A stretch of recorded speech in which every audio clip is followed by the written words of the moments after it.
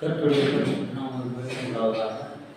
34ஆம் சங்கீதம் 4வது வசனம். நான் கர்த்தரை தேடினேன், அவர் எனக்கு செவிகொடுத்து என்னுடைய எல்லா வழிக்கும் என்னை நீங்களாக்கிவிட்டார். நான் கர்த்தரை தேடினேன். தாவீது சொல்லும்போது அபிலேதுக்கு முன்பாக வேஷம் மாறி போகும்போது தாவீது சொல்லுறான், நான் கர்த்தரை தேடினேன், அவர் எனக்கு செவி கொடுத்து.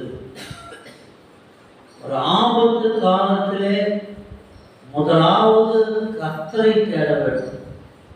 கர்த்தரை தேடுகிற பிள்ளைகளை காட்டிலும் மனுஷர்களை தேடுகிற ஜனங்கள் அதிகமாக இருக்கிறார். கர்த்தரை தேடும் போது அவர் எனக்கு செவி கொடுத்து. ஒருவேளை கர்த்தரை தேடுகிறது தேவனுடைய வார்த்தை வழியாக தேடலாம், தேவனுடைய மனிதர் வழியாகவும் தேடலாம். ஒரு தேவனுடைய மனுஷன் வழியாக தேவனை தேடுகிறது பெரிய குற்றம் அல்ல. ஆனால் தேவனை தனக்கு துணையாக இல்லாமல், தேவனுக்கு எந்தவித தொடர்பும் இல்லாமல், தேவனுடைய மனிதர்களை மாத்திரம் நம்பி ஜெபம் மாத்திரம் கொடுத்து இருப்பது என்பது தேவனுக்கு பிரியமான காரியம் என்று சொல்ல முடியாது. தேவனை தேடுகிற பொழுது கர்த்தர் மேல் முதலாவது நம்பிக்கை வைத்து மற்ற காரியங்களை நாம் செய்கிறவர்களாய் காணப்பட வேண்டும். கர்த்தரை தேடினேன், அவர் எனக்கு செவி கொடுத்து என்னுடைய எல்லா பயத்துக்கும் என்னை நீங்களாக்கி விட்டார். எல்லா பயத்துக்கும். மனிதனுக்கு எத்தனை விதமான பயங்கள் உண்டு. மனிதனுக்கு பல விதமான பயங்கள் உண்டு. சிலருக்கு மரண பயம் உண்டு, சிலருக்கு வேலையில் உள்ள சூழ்நிலை என்னாகும் என்ற பயங்கள் உண்டு. சிலர் தங்களுடைய வாழ்க்கை குறித்த பயம், தங்களுடைய உத்தியோகம் குறித்த பயம், பல விதமான பயங்கள் உண்டு. எந்த பயங்களாக இருந்தாலும் எல்லா பயங்களுக்கும் என்னை நீங்களாக்கி விட்டார். எல்லா பயத்திலிருந்தும் அவர் விடுதலையாக்குவராக இருக்கிறார்.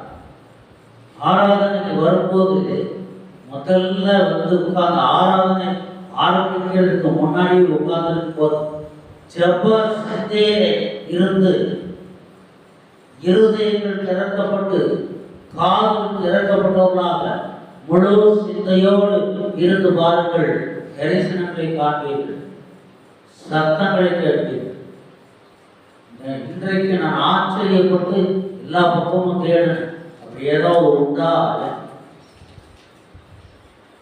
நல்ல சத்தங்களை கேட்டுதான் வந்தேன். எக்காலம் இடத்துல ஒரு விதமான எக்காலம் ஊதப்படுகிறது. என்ன அங்கேதான் இங்கே வந்தேன், மைக் விசில் அடிச்சான்னு கேட்டேன். இல்லை, அங்கே போய் கேட்டேன், பசங்க மியூசிக் போட்டாங்களா, கீபோர்டு எதுவும் போட்டாங்களா? அப்படி ஒரு இசை ஆரம்பத்திலேயே ஆச்சரியம், மிக ஆச்சரியமா இருந்தது. இப்படிப்பட்டவர்களை காண்கிறதுக்கு நாம் பிரயாசப்படணும். அந்த வீட்டுக்குள்ள இருக்கும்போது இடத்துல அந்த எக்காலம் அவ்வளவு நேரம் ஊதுகிறதை கேட்டு அவசரமா வெளியில வந்தேன். உள்ள நுழைகள் அப்படி ஒரு இசை, அப்படி ஒரு இசை. நான் நினைச்சேன் ஆறாவது பின்னாடி இந்த பசங்க இதை போட்டு இருக்காங்க நினைச்சு போய் பார்த்தா ஒண்ணுமே இல்லை. இவைகளின் மேல் மாற்றம் கொள்ளும் ஒருவருக்கு ஒருவர். இவர்கள் என்ன செய்கிறார்கள், அவர்கள் என்ன செய்கிறார்கள், இவர்கள் முதன்மையானவர்களாக இருக்க விரும்புகிறார் அல்லது இப்படிப்பட்ட தவறுகளை செய்து கொண்டிருக்கிறார் என்று சிந்தித்து கொண்டிராதபடி கர்த்தரை துதிக்கும் ஒரே நோக்கத்தோடு இருந்தால், கர்த்தரை ஆராதிக்க முழு செலுத்தினால் விசித்த தரிசனங்களையும் சத்தங்களையும் நம்மால் பார்க்க முடியும். இன்றைக்கும் கிரியை செய்கிற தேவன் நமக்கு கிரியை செய்கிறதா இருக்கிறார். நான் கர்த்தரை தேடினேன். கர்த்தரை தேடணும், கர்த்தரையே தேடணும், அவரையே தேடணும். ஒரு நபருக்கு ஜெபம் கொடுத்தா பரவாயில்ல, ஆனா கர்த்தரையே தேடணும். கர்த்தர் இவர்களை கொண்டு ஏதாவது சொல்லுவார்களா, இவர்கள் ஏதாவது சொல்லுவாரா என்று எதிர்பார்க்கிறார். கர்த்தர் இவர்களை கொண்டு ஏதாவது சொல்லுவாரா, நமக்கு ஏதாவது தரிசனங்கள் வெளிப்பாடு கிடைக்குமா? தேடினே அவர் எனக்கு செவி கொடுத்து எல்லா பயத்தையும் என்னை நீங்களாக்கி விட்டார். எத்தனை விதமான பயன்கள் இருக்கிறது. ஒவ்வொரு மனிதனுக்கும் வெவ்வேறு பயன்கள்.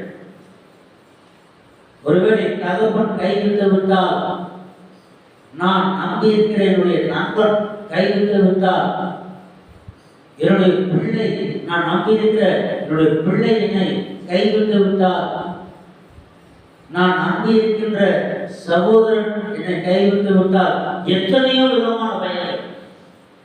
என்னுடைய வியாபாரத்தில் இந்த வியாபாரம் தோல்வி அடைந்து விட்டால், ஊழியத்திலே ஏமாற்றம் அடைந்து விட்டால், ஒவ்வொருவருக்கும் பலவிதமான பயன்கள் உண்டு. இந்த வியாதி என்னை அதிகப்படுத்தி விட்டால், இல்லை அந்த வியாதி வந்து விட்டால், என்னை தாங்குகிறவர்கள் என்னை விட்டு மறைந்து போய்விட்டார். எத்தனை பயம். தேவனை உண்மையாய் தேடினார். ஆண்டவர் இயேசு கிறிஸ்துவை உண்மையாய் தேடினால் எல்லா பயன்களுக்கும் நீங்களாக்கி விடுவிக்கிறவராய். ஒவ்வொரு எத்தனையோ விதமான பயன்கள் இருக்கக்கூடும். சம்பவங்கள், சூழ்நிலைகள் மனச்சோர்வை உண்டாக்கும். ஆனால் எல்லாவற்றிலும் இருந்து விடுவிக்கிறவர் நம் ஆண்டவர். எல்லா பயத்துக்கும் நம்மை நீங்களாக்கி விடுவிக்கிறவராய். ஆறாம் இந்த ஏழை கூப்பிட்டான், கர்த்தர் கேட்டு அவனை அவன் இடுக்கண்களுக்கெல்லாம் நீங்களாக்கி ரட்சித்தார். இடுக்கண்கள்.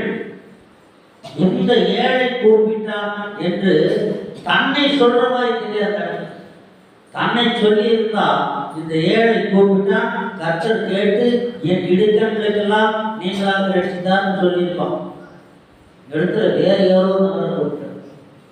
இந்த ஏழை கூப்பிட்டான், கர்த்தர் கேட்டு அவனை அவன் இடுக்கண்கள். எந்த ஏழையா இருந்தாலும், எந்த ஏழையாக இருந்தாலும் சரி, அவரை கூப்பிடும் போது கர்த்தர் கேட்டு, எந்த விதத்தில் ஏழையாக இருந்தாலும் சரி, பொருளாதாரத்திலேயோ ஒரு ஐஸ்வர்யத்திலேயோ மற்ற காரியத்திலேயோ எந்த நெருக்கத்திலேயோ ஏழையாக இருந்தாலும் சரி, அவரை கூப்பிட்டால் அவர் இடுக்கண்களுக்கெல்லாம் நீங்களாகி ரட்சிக்கிறார். எல்லா இடுக்கண்கள், எப்படிப்பட்ட இடையூறாக இருந்தாலும் சரி, இடுக்கண்களாக இருந்தாலும் சரி, எல்லாவற்றையும் நீங்களாகி அவர் விடுவிக்கிறவராக இருக்கிறார். பலனுள்ளவன் நெருக்கும் பொழுது, பலனுள்ளவன் நெருக்கும் பொழுது சிலர் நசுக்கி போகிறார். எப்படி பலனுள்ளவர்கள் நெருக்கும் போது எப்படி நசுக்கி போய்வார்? மிகப்பெரிய ரவுடி ஒரு இடத்துல, மிகப்பெரிய ஐஸ்வர்யமான ரவுடியும் அடியாட்களும் கையிலே தலைவர்களை வைத்திருக்கிற ஒரு நகரிடத்துல கடன் வாங்கின பொழுது, அந்த கடன் கொடுத்தவன் நொறுக்கும் பொழுது, நசுக்கும் பொழுது குடும்பமாக தற்கொலை செய்து கொள்கிறார்களே, அதை அவன் நசுக்க முடியும்னா நசுக்கி போனவர். எத்தனை குடும்பங்களை பார்த்துருக்கோம், எத்தனை குடும்பங்களை பேப்பரில் பார்த்துருக்கோம். அழகான பெண் பிள்ளைகள், ஈரோட்டில் அழகான பெண் பிள்ளைகள், கீழே நான் போய் ஜோம் பண்ணுறோம் அப்படின்ட்டாங்க. மாநிலத்தை பிள்ளைங்க போய் இறங்கி போனது ஞாபகம் இருக்கு. கடன் சொல்ல தாங்க முடியல, குடும்பமாய் தற்கொலை செய்து கொண்டார்கள்.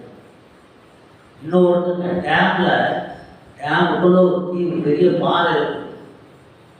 போஸ்ட் கார்டில் எழுதி போட்டு அவங்க சொல்றாங்க, போஸ்ட் கார்டில் இந்த இடத்துல நான் குடும்பமாக தற்கொலை பண்ணிக்க போகிறோம் அப்படின்னு எழுதி போட்டு, அந்த இடத்துக்கு எப்படிதான் படகு இவ்வளோ ஓட்டி போனாங்கன்னு இல்லை, படகுல போய் அந்த சிறு ஒரு குன்று, கொஞ்சம் சின்ன ஒரு கல்பாறை, அதில் போய் மருந்து சாப்பிட்டு இறந்து போனார்கள் அந்த குடும்பம்.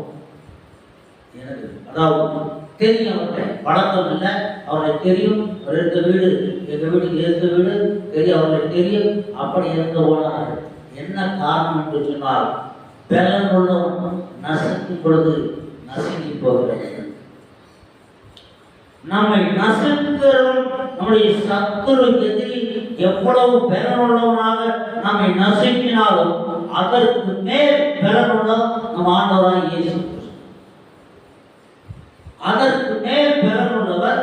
அவர்களை நம்மை நசுக்க முடியாதபடிக்கு அவர்களை பலகீனப்படுத்துகிறவரும், நம்மை தாங்கக்கூடிய பலத்தை நமக்கு கொடுக்கிறவரும், விலகிச் செல்வதற்கு பாதையை காண்பிக்கிறவரும், அதில் தப்பித்துக் கொள்வதற்கு வழியை காண்பிக்கிறவருமாய் இருக்கிறார் நம்முடைய தேவன்.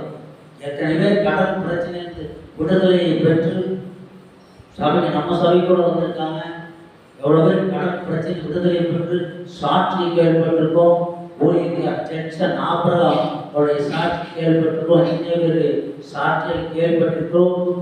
எந்த நெருக்கமாக இருந்தாலும் நெருக்கத்திலே கர்த்தரை கூப்பிடணும். இந்த ஏழை கூப்பிட்டால் கர்த்தர் கேட்டவனை அவன் இடுக்கங்களுக்கெல்லாம் நீங்களாக்கி ரட்சித்தார். எந்த நெருக்கமாக இருந்தால் எந்த இடுக்கமாக இருந்தால் தேவன் அப்படிப்பட்டவர்களை விடுவிக்கிறவராய் இருக்கிறார். கர்த்தருடைய வார்த்தையை குறித்து சுவிசேஷத்தை குறித்து கேள்விப்படுகிறோமே அல்லாமல் அதை செய்கிறவர்கள் குறைவானவர்கள். நேற்று ஒரு டிரைவரோட பேசிட்டு வரும்போது அவர் கேட்கிறாரு, நாங்கெல்லாம் பார்க்குறோம் ஒரு பைத்தியமோ ஒரு பொண்ணாங்க நிற்கும், அந்த ரோட்ல நிற்கும், பைத்தியம் குறிச்சு நிற்கும். நான் என்ன நினைச்சேன், ஒரு நாள் பார்த்துட்டு சரி இப்படி இருக்கு, மத்தியானம் சாப்பாடு நம்ம வீட்டில் வந்து சாப்பிட்டு போயிட்டு சொல்லாதுன்னு நினைச்சேன். இன்னொரு அம்மா கொஞ்சம் வயது போடணுங்க, ரொம்ப முதிர்ந்தவங்க வயது போடணுங்க, காரணம் பாதம் இல்லை, பாதம் இல்லாமல் வெறும் ஒரு காலத்தில் உட்காந்துருந்தாங்க. அவங்க என்ன ஏதுன்னு விசாரிச்சேன். ஒருவேளை சாப்பாடு வீட்டு சாப்பிட்டுங்க, சாப்பிட்டு போயிருந்தா இங்கே தங்க முடியாது, போயிருக்கேன்னு சொல்லலாம்னு நினைச்சேன். அந்த பொண்ணு நின்றுட்டு இருந்தப்போ வண்டியில் வந்து இந்த புல்லட்டில் வந்து வண்டி நிப்பாட்டி சும்மா பேருன்னு கேட்டேன். பயந்து ஓடியே போயிடுச்சு. யாருன்னு நினைச்சதே இன்னொரு இல்லை, பயந்து ஓடியே போயிடுச்சு. இந்த இன்னொரு அம்மா காலிதாருங்க அம்மா விசாரிச்சு அடுத்த நாள் அவங்கள பார்த்து ஒரு 2 நாளைக்கு செலவு காசு கொடுப்போம், அப்புறமா ஒருவேளை சாப்பிட்ற நம்ம வீட்டில் சாப்பிடுங்கன்னு சொல்லுவோம். சொல்லி 10 ரூபா கொடுத்தா வாங்க மாட்டேன்ட்டாங்க. அடுத்த நாள் போய் பார்த்தா அந்த இடத்துல இல்லை. இதை அவர்கிட்ட சொன்னேன். அப்போ அவர் சொல்றாரு, இப்போ நாங்கள்லாம் பார்த்தா ஐயோ பாவம் பரிதாபப்பட்டு போயிடுவோம். இந்த மாதிரி உதவி செய்யணும், அவங்களுக்கு ஏதாவது செய்யணுங்கிறது உங்கள்கிட்ட மட்டும்தான் இருக்கு, கிறிஸ்தவங்கள்ட்ட மட்டும்தான் இருக்கு. அது என்ன சார்னு சொல்லி கேட்டாரு. அதுதான் கிறிஸ்துவின் அன்பு. அவர் நிறையா சொல்லி அவர் ரட்சிக்கப்படுறது அதிக வாய்ப்பு இருக்கிறது. அவர் ரட்சிக்கப்பட்டால் நம்முடைய சபைக்கு வாய்ப்பு இல்லை. பக்கத்து வீட்டில் இன்னொரு நண்பர் இருக்கிறதுனால அவர் அங்கே ஓட்டு போவார். எப்படியோ கர்த்தரை தெரிந்து கொண்டாலும் சரி. அப்ப கிறிஸ்துவின் அன்பை நாம் முதலாவது அனுபவித்திருந்தால்தான் மற்றொரு அன்பை எடுத்து சொல்ல முடியும். நாம் அனுபவித்திராத ஒரு காரியத்தை குறித்து எப்படி எடுத்து சொல்ல முடியும் மற்றவர்கள்? நமக்கு திட்டமாய் தெரியாத ஒன்றை எப்படி எடுத்து மற்றவர்கள் சொல்ல முடியும்? இதுதான் கிறிஸ்துவின் அன்பு. கிறிஸ்துவை உண்மையாய் நேசிக்கிறவர்கள் இப்படிப்பட்டவர்களே அன்பு செலுத்துவார்கள் என்று சொல்லும் பொழுது கேட்டு ஆச்சரியப்பட்டார். இன்னும் கேள்வி கேட்பார், பதில் சொல்லணும். யாவது ரட்சிப்படுவது யார் சொல்லணும் பாருங்க. அது 34ஆம் அதிகாரம் 8வது கர்த்தர் நல்லவர் என்பதை ருசித்து பாருங்கள், அவர் மேல் நம்பிக்கையா இருக்கிற மனுஷன் பாக்கியவான். கர்த்தர் நல்லவர் என்பது எல்லாருக்கும் தெரியும்.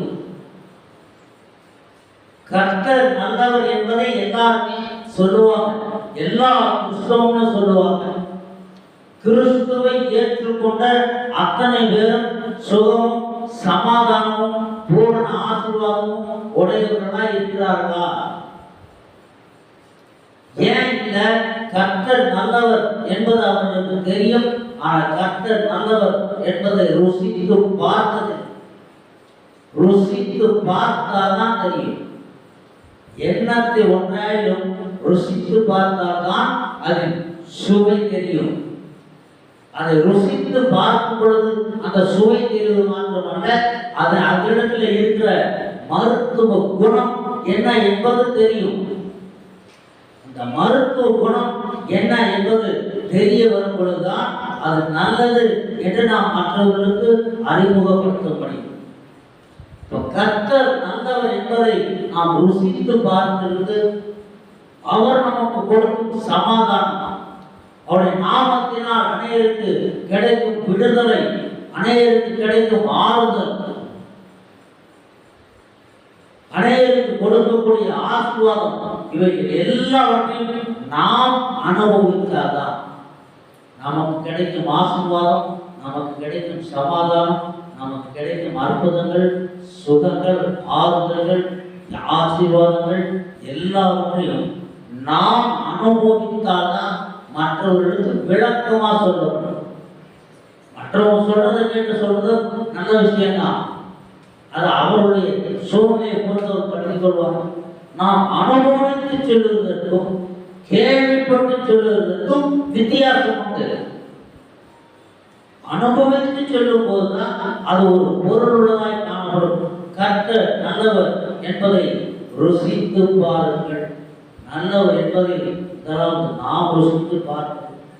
அவர் மேல் நம்பிக்கையா இருக்கிற மனுஷன் பாக்கியவான். கர்த்தர் மேல் நம்பிக்கையா இருக்கிற மனுஷன் பாக்கியவான். அநேகருடைய நம்பிக்கை அவர்களுடைய ஊழியக்காரர்கள் மேல இருக்கிறது. அநேகருடைய நம்பிக்கை இவங்க ஊழியக்காரர் மேல இல்லை, எங்கேயோ இருக்கிற ஊழியக்காரர் மேல இருக்கிறது.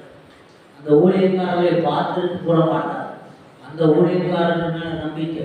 அங்க தபால் போடுவாங்க, அங்க போன் பண்ணுவாங்க, அங்க தொடர்பு வச்சுக்குவாங்க. ஏதோ மனிதன்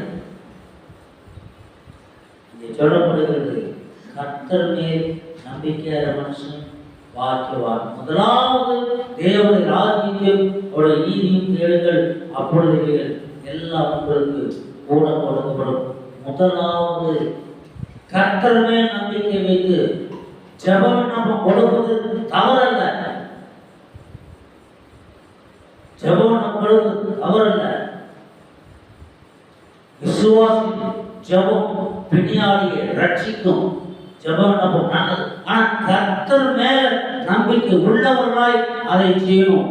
மனுஷர்களிடையே முற்றிலுமா நம்பிக்கொண்டிருக்கிற ஜனங்கள் ஏமாந்து போவார்கள். ஏமாந்து போனவர்கள் உண்டு.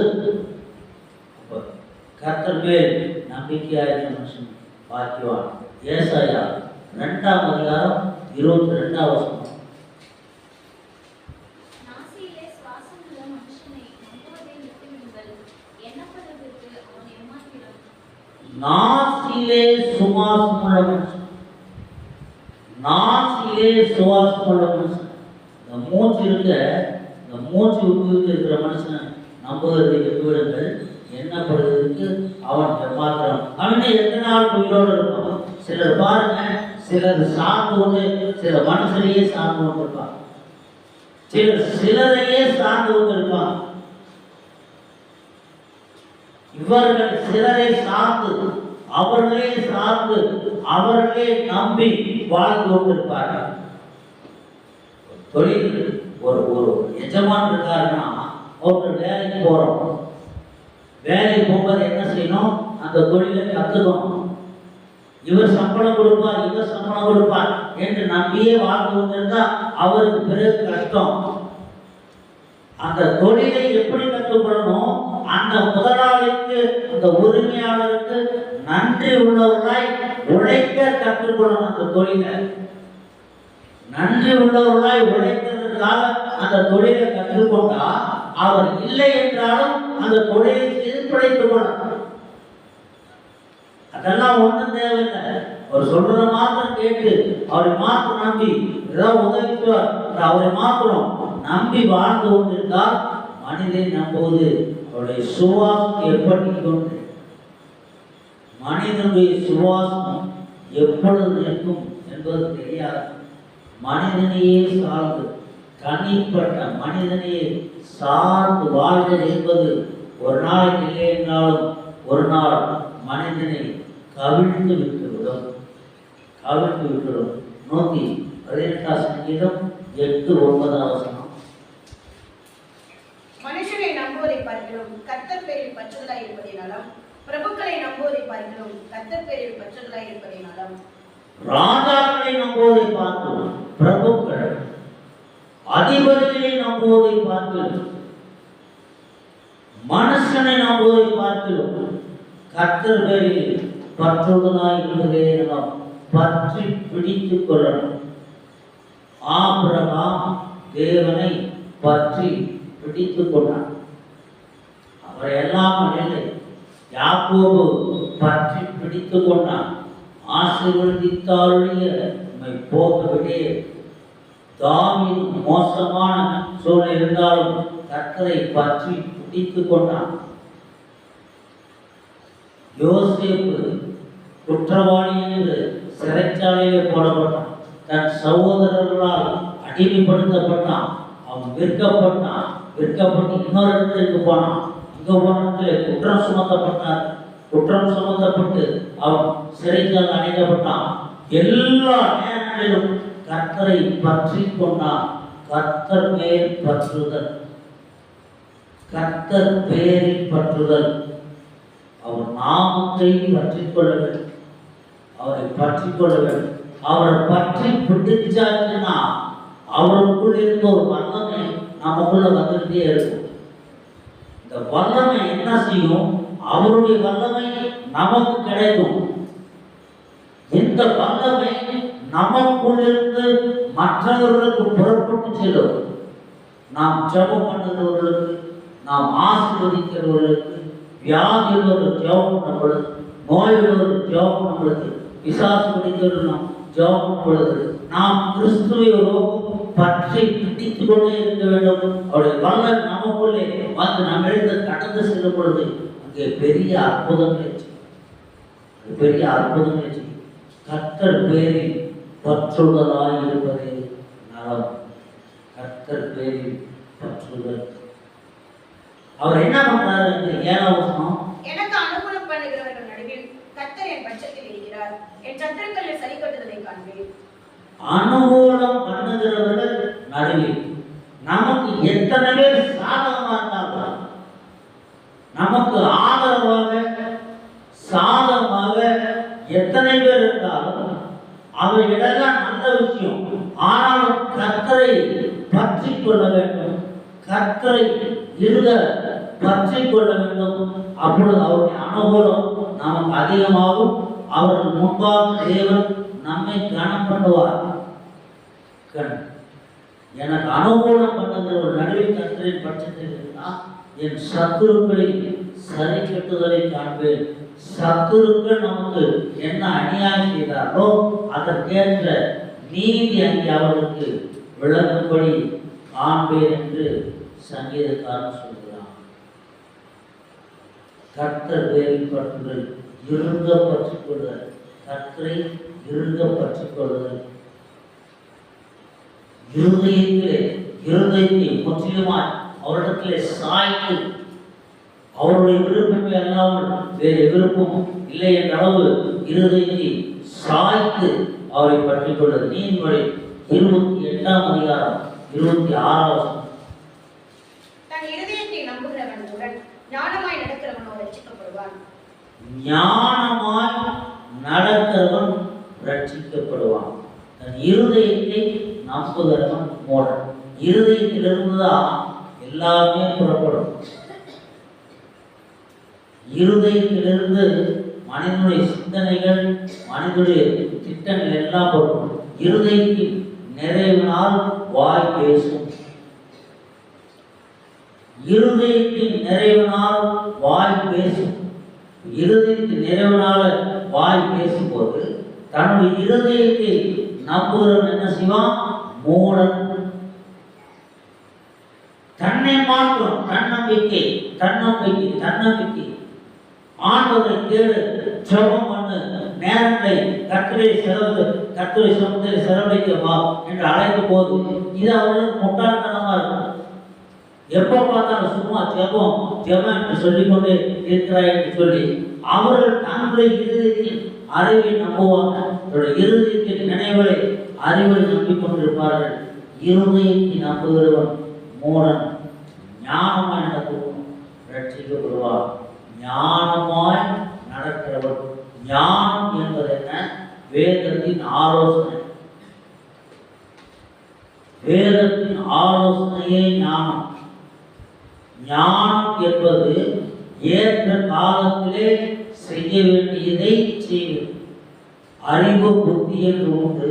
அந்த அறிவும் புத்தியும் மனிதனுடைய செயல்பாட்டுக்கு உதவுறது, செய்ய வைக்கிறது. செய்ய வைக்கிறது தான் அறிவு புத்தி. ஞானம் என்பது செய்ய வேண்டியதை செய்ய வேண்டிய காலத்திலே செய்வது. செய்ய வேண்டிய காலத்தை செய்யாமல் விட்டு விடுவது ஞானம் இல்லாத காரியம். அப்படி ஞானம் இல்லை என்று சொன்னால் பெரிய ஏமாற்றத்தை சந்திப்பார்கள். ஞானமாய் நடக்கிறவனோ ரட்சிக்கப்படுவான், அவன் பாதுகாக்கப்படுவான். அவனுடைய தேவைகள் எல்லாம் இங்கே அவனுக்கு கொடுக்கப்பட்டிருக்கும், சந்திக்கப்பட்டிருக்கும். ஞானமே முக்கியம். ஞானத்தில் எல்லாம் பெரிய ஞானம் என்னவென்றால் தேவனை கண்டுகொள்ளுதல். தேவனை கண்டுகொண்டு அவரை தேட வேண்டிய நேரத்தில் கண்டுபிடிக்கணும். காலம் கடத்த பிறகு கண்டுபிடிக்க என்ன பிரயோஜனம்? அதுவும் பிரயோஜனம். கடைசி நேரத்தில் கண்டுகொள்வதும் நித்திய ஜீவனை சுதந்திரித்துக் கொள்கிறார். ஒரு மனிதன் தன் வாலிப பிராயத்திலே தேவனை கண்டுபிடித்தால் வாலிப பிராயத்திலே அவன் வாழ்வதற்கு வேண்டிய ஆசீர்வாதத்தை தேவன் கொடுப்பார். நம்ம வாலிப பிராயத்துல சுகமாய் வாழலாம். அவருக்கென்று அர்ப்பணித்து அவருக்காக பிரயாசப்படலாம். தன்னுடைய பலத்தை செலவழிக்கலாம். தாங்களும் ஆசீர்வாதமா இருக்கலாம். வாலிப பிராயம் கடந்து வயதான காலத்தில் தேவனை தெரிந்து கொண்டால் அதோடு நல்லது. நித்திய ஜீவனை சுதந்திரித்துக் கொள்ளலாம். உலகத்தில் ஒரு பிரயோஜனம் கிடையாது. இருக்கிறது மீதி காலத்தில் இருக்கிறதை வாழ்ந்து கொள்ளலாம். ஆகவே ஞானம் என்பது கண்டுபிடிக்க வேண்டிய நேரத்தில் கண்டுபிடிப்பதுதான் ஞானம். நீதிமொழிகள் 13ஆம் அதிகாரம் 13-14. ஞானவான்களுடைய போதகம் ஜீவ ஊற்று, அதனால் மரண கண்ணிகளுக்கு தப்பலாம். திருவசனத்தை அவமதிக்கிறவன் நாசமடைவான், கற்பனைக்கு பயப்படுகிறவன் பலனடைவான். ஞானவான்களுடைய போதகம் ஜீவ ஊற்று, அதனால் மரண கண்ணிகளுக்கு தப்பலாம். திருவசனத்தை அவமதிக்கிறவன் நாசமடைவான். திருவசனம் என்னவெல்லாம் சொல்லியிருக்கு? திருவசனம் சொல்லுது, முதலாவது தேவனுடைய ராஜ்யத்தையும் அவருடைய நீதியும் தேடுங்கள், அப்பொழுது இவைகளெல்லாம் உங்களுக்கு கூட கொடுக்கப்படும். ஆராதனைக்கு முக்கியத்துவம் கொடுங்கள். ஆராதனையை தள்ளி உடைய சொந்த வேலையை பார்க்காதீர்கள். உண்மையா என்னை தேடுங்கள். திருவசனம் அப்படி சொல்லுது. கர்த்தரை தேடுகிறவர்களுக்கோ ஒரு நன்மையும் குறைவிடாது என்று வேதம் சொல்லுகிறது. இப்போ திருவசனத்தை அவமதிக்கிறவன் நாசமடைவான். கற்பனைக்கு பயப்படுறவனோ பலனடைவான். பலன் எல்லா பலன்களையும் அடைவான். ஞானவானுடைய போதமும் ஜீவ ஊற்று, அதனால் மரண கண்ணிகளுக்கு தப்பலாம். ஞானவானுடைய போதமும் ஜீவ ஊற்று. ஞானவான் யார்? ஞானமாய் செய்யணும்னு நம்ம பார்க்கணும். புத்தி என்ன, ஞானம் என்ன? புத்தி என்பது தெரிந்து வைக்கிறது. சிலர் புத்தியே இருக்காது, செய்யணும்னு தெரியாது. சிலர் புத்தியா இருப்பாங்க, செய்ய வேண்டும் என்று தெரியும். செய்ய வேண்டியதை செய்ய வேண்டிய காலத்திலே செய்வதுதான் ஞானம். புதுசா வேலைக்கு படிச்சு முடிச்சுட்டு புதுசா வேலைக்கு ஒரு தொழில் ஆரம்பிக்கிற யாராக இருந்தாலும் அவருக்கு நான் சொல்ற முதல் ஆலோசனை, இந்த தொழிலை நீ கத்துட்டு வந்துட்ட, இந்த தொழிலை வச்சு நல்லா உடஞ்சி சீக்கிரமா நீ குடியிருக்க ஒரு சொந்த வீடு, 2-3 வாடகை போடுற மாதிரி 2-3 வீடு நீ சம்பாதிச்சு வச்சுக்கோ. இந்த தொழில அதான் முதல்ல சொல்லுவோம். இந்த தொழில் செஞ்சு சம்பாதிக்கணும், ஒரு சொந்த வீடு வச்சுக்கோ, வாடகை போடுற மாதிரி 2 வீடு வச்சுக்கோ, அது ஒரு சின்ன வருமானம் கொடுக்கும். ஏன்னு சொன்னா உங்ககிட்ட தொழில் கற்றுக்கிறவனே உனக்கு எதிரியா வருவான். உன்கிட்ட தொழில் கற்றுவன்கிட்ட போட்டியா வருவான். உங்கள்கிட்ட 10 பேர் தொழில் கற்றுவோம், 10 பேர் அவங்ககிட்ட 10 பேர் அவன்கிட்ட 10 பேர் தொழில் பெருகிறோம். அதுக்கப்புறம் உன்னால முன்னேற முடியாது. இந்த காரணங்களை பயன்படுத்தி நீ முன்னேறிக்கொள் என்ற ஆலோசனை நான் சொல்லுறேன். புதுசா தொழில் கற்று வர்றவங்க புதுசா தொழில் கற்று வந்தவங்களுக்கு சொல்லும் போது அந்த தெரிந்து சொல்லுவார் ஏற்றுக்கொள்றாங்க. அந்த காலத்திலே செய்வதுதான் ஞானம். அந்த இளமை நாட்களிலே செய்து விட்டால் அது ஞானம். ஞானமாய் செய்தார்கள். அவருடைய ஞானமாய் செய்தால் அது ஒரு பிரயோஜனமா இருக்கும். அதுபோல தேவனை தேடுகிற நாட்களிலே தேவனை ஞானமாய் ஞானம் தேவனை தேடுகிற நாட்களிலே ஞானம் அந்த நாட்களிலே தேடும் ஒரு ஞானம் அது பிரயோஜனமா இருக்கும். உலகத்திலே ஆசீர்வாதம், ஐஸ்வர்யத்தில் ஆசீர்வாதம், உலகத்திலே சமாதானம், இன்பங்கள் இருக்கு. அந்த நாளிலே அந்த நாளை விட்டால் பெற முடியாது. ஞானம் என்பது அந்த நாட்களிலே பெற்றுக்கொள்வது. மனிதன் காலங்களை பயன்படுத்திக் கொள்ள வேண்டும் என்பது மிக அவசியமாக இருக்கிறது. ஞானம் இதான் ஞானம். கர்த்தரை தேடுவது ஒரு ஞானம். தேவனை எப்படி கண்டுகொள்ள முடியும்? தேவனை ஞானமுள்ள கர்த்தரை கண்டுகொள்ள முடியும். ஞானம் அறிவு, உலக அறிவை வச்சு ஆவிக்குரிய அனுபவத்தை கண்டுபிடிக்க முடியாது. ஆவிக்குரிய ஞானத்தை கண்டுபிடிக்க வேண்டும் என்று சொன்னால் ஆவிக்குரிய ரட்சிப்பு, ஆவிக்குரிய ஒப்புக்கொடுத்தல் இருந்தால்தான் ஆவிக்குரிய ஞானத்தை கண்டுபிடிக்க முடியும். மேலானவைகள் ஆவிக்குரியங்களை உணர்ந்து கொள்ள முடியும். மனிதனுடைய அறிவை வைத்து சிந்திக்கவே முடியாது. அவர் எவ்வளவு பெரிய அறிவாளிகளாக இருந்தாலும் அவர் உலக அறிவை விட்டு ஞானத்துக்கு வரும் பொழுது எவ்வளவு பெரிய அதிகாரிகளாக இருந்தாலும் உத்தியோகத்தாக இருந்தாலும் அதை விட்டு கர்த்தருக்குள் வந்து பிறகு அவருடைய வாழ்க்கை வேறமா இருக்கு. அப்ப செலுத்துற அதிகாரம் வேறமா இருக்கு. இப்பொழுது உபதேசிக்கிற உபதேசம் வேறமா இருக்கு. ஏனென்றால் ஞானம், இந்த ஞானத்தை அவர்கள் பெற்றுக்கொண்டார்கள். தேவனுடைய ஞானத்தை பெற்றுக்கொண்டார்கள்.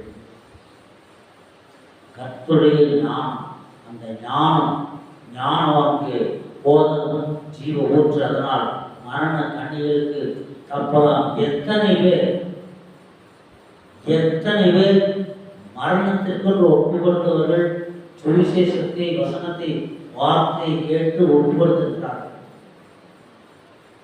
வாக்குல ஒரு ஊழியத்தின் ஆசை பல வருஷத்துக்கு முன்னாடி, 35 வருஷத்துக்கு முன்னாடி, 40 வருஷத்துக்கு முன்னாடி மூப்பரேட்ட சாட்சியா சொன்னார். அவர் ஊழியம் செய்யணும்னு ஆசை. எங்க போய் பிரசனம் பண்றதுன்னு தெரியல. ஒரு காட்டுக்குள்ள போயிட்டார். நடந்த சம்பவம் பேர் தெரியல. ஒரு காட்டுக்குள்ள போய் மரத்தை எல்லாம் பார்த்து பிரசனம் பண்றார். கண்ணை மூடிட்டார், எடுத்து மூடிட்டார்.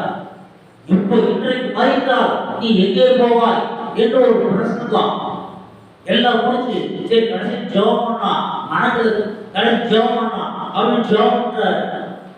ஜெபம் பண்ணும்போது வந்து யாரும் போடுறாங்க. முடிச்சு பார்த்தா ஒரு ஆள் நிற்கிறார். ஒரே ஒரு ஆள். ஐயா, நான் தற்கொலை பண்ணிக்கலான்னு வந்தேன் ஐயா. அந்த மருத்துவத்தில் எங்கேயோ மட்டும் தற்கொலை பண்ணிக்கலான்னு வந்தேன் ஐயா. நீங்க சொல்றதை கேட்ட உடனே எனக்கு பயம் இருந்துச்சு. மறுச்ச எங்க போகணும்னு தெரியல.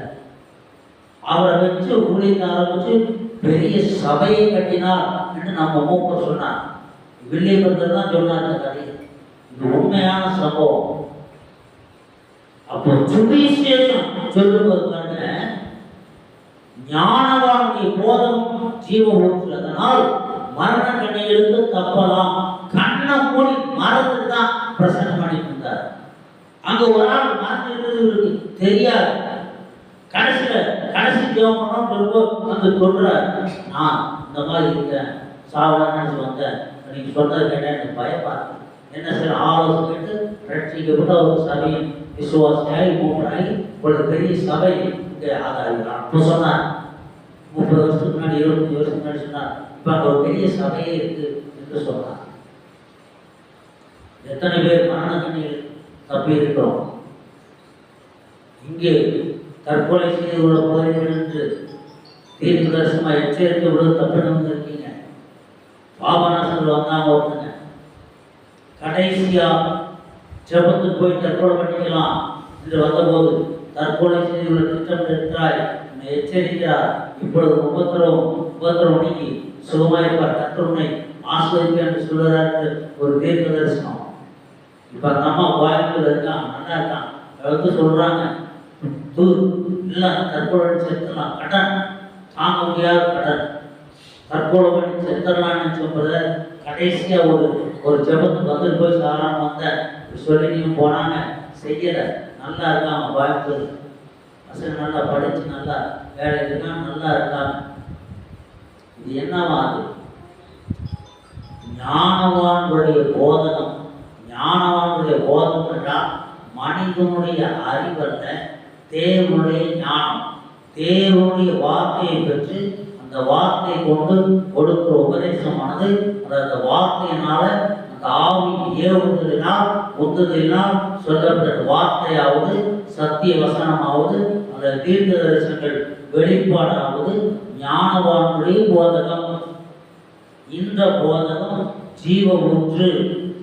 இந்த ஜீவ ஊற்றினால் மரண கண்ணிகளுக்கு தப்பலாம், மரண கண்ணிகளுக்கு தப்பலாம். நம்மை கொலை செய்து விட வேண்டும் என்று சத்துரு பலவிதமான கண்ணிகளை வைத்திருக்கிறான். என்ன கண்ணி? கடன் என்ற ஒரு பிரச்சனை. இந்த கண்ணியில சிக்கியாச்சுன்னா தப்பிக்கிறது ரொம்ப கஷ்டம். குடும்பத்தில் குழப்பம் என்ற ஒரு கண்ணி குழப்பத்தை வச்சிருக்கான். குழப்பம் தாங்க முடியல. சில டிவிலே தான் பார்க்கிறோம், மனைவியை கொண்டு இவனும் தற்கொலை செய்து கொண்டான். என்ன காரணம் சொன்னால் சந்தேகம். குடும்பத்திலே சந்தேகம் என்ற ஒரு கண்ணி, மரண கண்ணி. சூதாட்டம், சூதாட்டம் என்ற கண்ணி. சூதாட்டம் தான் பார்க்கிறோமோ, சூதாட்டத்துக்கு என்னென்னமோ பேரெல்லாம் சொல்றாங்க. அந்த சூதாட்டத்துல எத்தனையோ லட்சங்களை இழந்து தற்கொலை செய்து கொண்டார்கள். லட்சங்களை இழந்து அலுவலகத்தில் பணத்தை கையாண்டு தற்கொலை செய்து கொண்டார்கள் என்றெல்லாம் பார்க்கிறோம். அப்போ மரண கண்ணி, பிசாசான மரண கண்ணிகளை கொண்டு வந்த மனிதனுக்கு ஏதாவது ஒரு விதத்தில் தற்கொலை செய்து கொண்ட மரண கண்ணி. இந்த கண்ணிகளுக்கு தப்பு இருக்கிற பேர். தேவனுடைய வசனம் அந்த மரண கண்ணியிலிருந்து தப்பிக்கும். என்னை கூட மரண கண்ணியிலிருந்து ஒரு சகோதரத்தை கொண்டுதான் அந்த மரண கண்ணியிலிருந்து தப்பி வைக்கப்படும். தற்கொலை செய்வது தேடி வச்ச ஆதான். அந்த சகோதரன் சொன்னா, என் பாவத்தை எல்லாம் விட்டுனேன், இயேசு எனக்கு இறங்குங்க சொல்லி கூப்பிடணும். இயேசு இறங்கினா அந்த மரண கண்ணியிலிருந்து விடுவிக்கப்பட்ட. எத்தனை பேர் மரண கண்ணியில் விடுவிக்கப்பட்டிருக்கீங்க? அந்த மரண கண்ணி என்பது என்ன? அது சத்துரு வைத்த கண்ணி, பிசாசான வைத்த சுருக்கு. அதை அநேகர் மாற்றிக்கொள்கிறார்கள், அநேக ஊழியர்களோடு மாற்றிக்கொள்கிறார், அநேக ஜனங்களை மாற்றிக்கொள்கிறார்கள். ஆனால் தேவனுடைய வசனம், தேவனுடைய ஞானம், ஜீவனூற்று அந்த மரண கண்ணியிலிருந்து தப்பித்தது கொண்டு வரும், வெளியே கொண்டு வரும். தேவனுடைய வார்த்தையை கவனமாய் கேட்கணும். தேவனுடைய வார்த்தையை கேட்கும் பொழுது முதலாவது தேவனுடைய ராஜ்யம். அது என்ன வேலை இருந்தாலும் சரி, எவ்வளவு வேலை இருந்தாலும் சரி, முதலாவது தேவனுடைய ராஜ்யம். அவர் எப்படிப்பட்ட ஊழியக்காரராக இருந்தாலும் சரி, வரங்கள், வல்லமை, ரகசியங்கள், வெளிப்பாடு எப்படி இருந்தாலும் முதலாவது தேவனுடைய வார்த்தை. வார்த்தையை ஒப்பிட்டு வார்த்தையோடு உடன்பட்டு கீழ்ப்படியும் பொழுதுதான் தேவனுக்கு முக்கியத்துவம் கொடுக்கிறோம். கர்த்தர் நல்லவர் என்பதை நாம் ருசித்து பார்க்கிறவர்களாக இருக்கிறோம். ரோமர் 4:18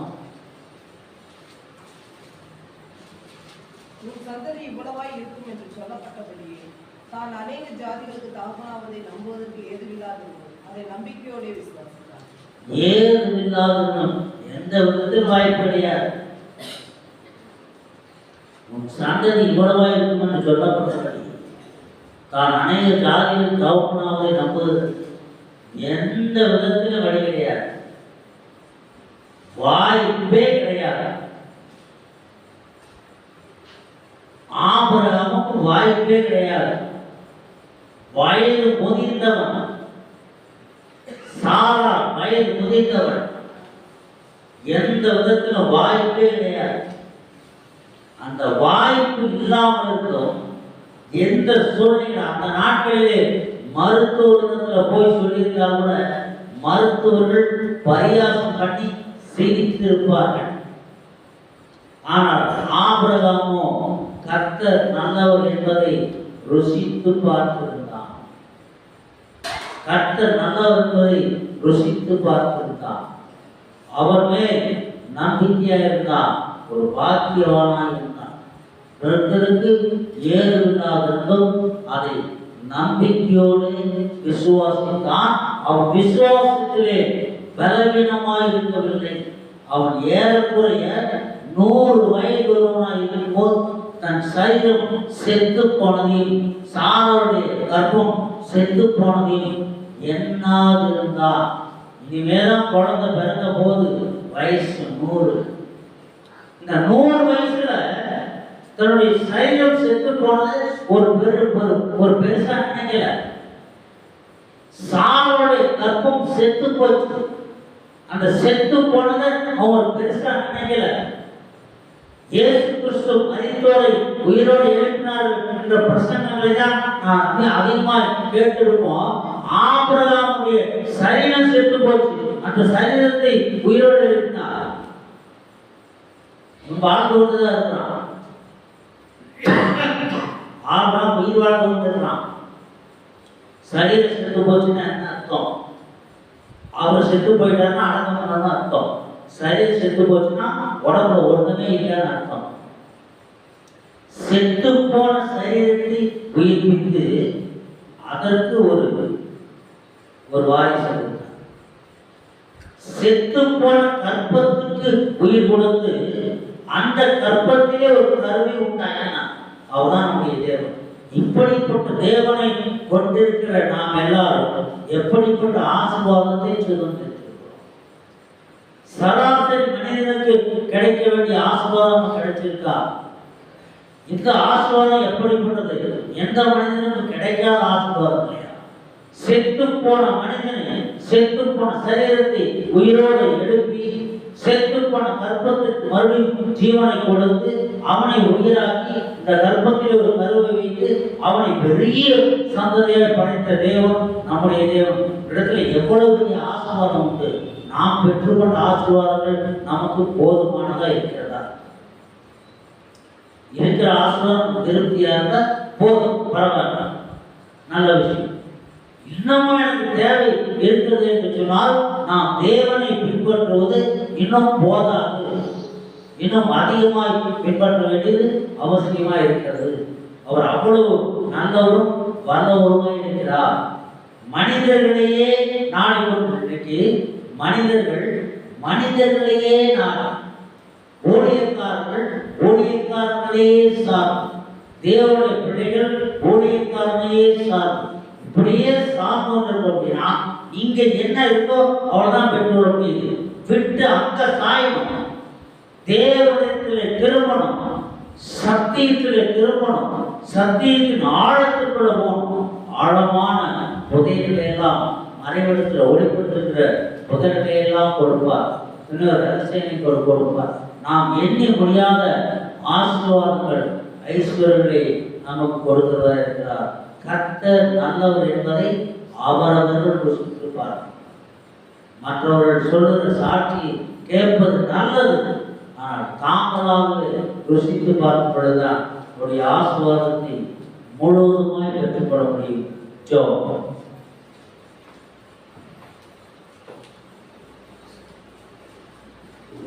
ஸ்தோத்திரம் ராஜா, துதிக்கிறோம், துதிக்கிறோம். அல்லேலூயா. ஸ்தோத்திரம், ஸ்தோத்திரம், ஸ்தோத்திரம், ஸ்தோத்திரம். எங்களை அதிகமாய் நேசிக்கிற நல்ல பிதாவே, நன்றியோடு துதிக்கிறோம் ராஜா. ஆண்டவரே, இந்த நல்ல நாளுக்காக நன்றி. இந்த திருமைகளை சூழ்ந்து இந்த முறை நடத்தினுடையாகவும் ஸ்தோத்திரம். சொல்லப்பட்ட வசன வார்த்தையில் ஜீவனம் உள்ளது, வல்லமை உள்ளது ராஜா. ஒவ்வொரு இதயங்களில் பதியட்டும். கேட்ட யாவருக்கும் இந்த மிகுந்த ஆசீர்வாதமாய் காணப்படுகிறதா திருவை செய்கிறார். உடைய அசைவாளர் நாளிலே காணப்பட்ட பிரகாரம் இந்த நாளில் காணப்பட வேண்டுமா ஜெபிக்கிறோம்.